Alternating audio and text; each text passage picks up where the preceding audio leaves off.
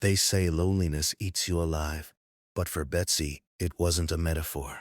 Something was actually inside her, crawling, scratching, and waiting to be born. A small, quiet village, where autumn leaves lay scattered on the streets, and the shadows of old Victorian houses grew long as the sun dipped below the horizon. There lived Austen, a woman over 70, kind, beloved. She would hand out candies to children and bake cakes for her neighbors. Her house stood at the very edge of the village, right against the woods, where tall oak trees whispered in the wind. But over the last few weeks, something changed. Betsy stopped coming outside. Even when neighbors knocked, she took forever to answer. Her voice sounded thin, as if coming from a great distance. The village whispered, illness, cancer, or perhaps just old age. But the truth was far worse. Nights had become a living nightmare. She would lie in bed, eyes wide open, but sleep never came. Inside her stomach, there was a strange movement, like something was crawling, something was scratching, something was slowly chewing her from the inside.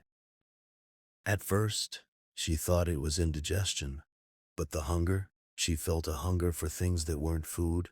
The sight of a normal meal made her sick. She would toss and turn all night, hands pressed against her belly, whispering, What is eating me? Then she remembered.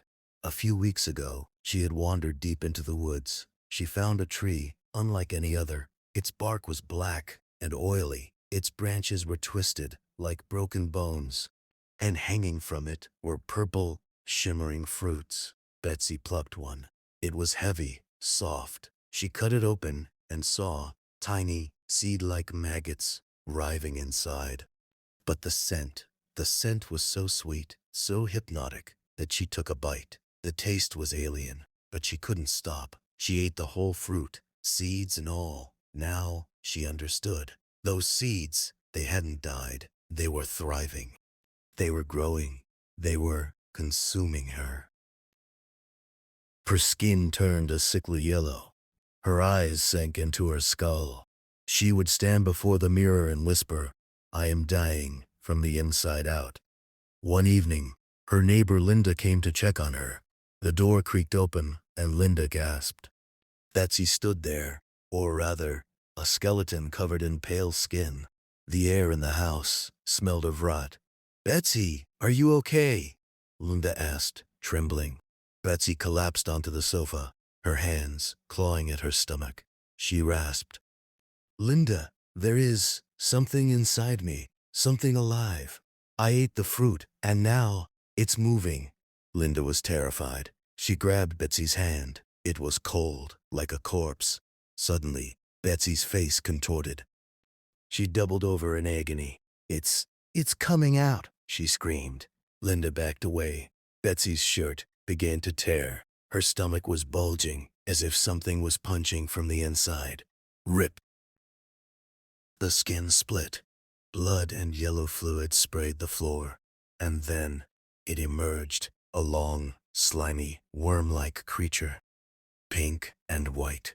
It had hundreds of legs and a mouth full of needle-like teeth. Slowly, it slithered out, wet and hungry, from Betsy's body. Betsy's eyes went blank. Her breath stopped. She was gone. The parasite was now on the floor. It turned toward Linda. Its tiny eyes were searching. Linda screamed. She ran out of the house, slamming the door behind her. She ran until her lungs burned, until she reached the village lights. The villagers never found out what really happened to Betsy. The police called it a natural death. But Linda knows.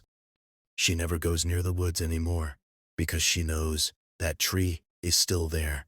Its purple fruits are shimmering in the moonlight, waiting for its next meal.